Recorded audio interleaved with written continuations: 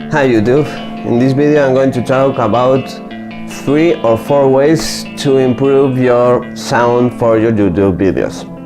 So the first one is pretty obvious, as I'm using right now a lav mic. This one I got it from AliExpress like for just one bag, so it's really inexpensive. It's almost free. By the way, you could use freehand headphones that come with your cell phone, so you can just plug it there and speak with it. But the thing is, you will need to attach it to your clothes. This is why it comes handy a lav mic, because it has some clip.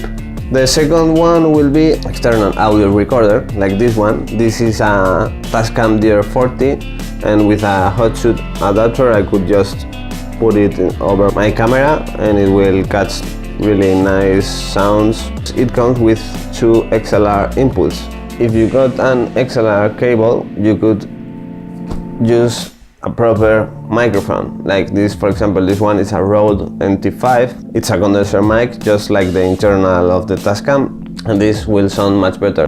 This is very nice. If you don't have an external recorder, a small interface like this one, you plug the USB cable here, and then you go to the computer and you will have 2 XLR inputs or mic preamps. This is my quick demonstration of the Rode NT5 recorded by the Tascam DR40.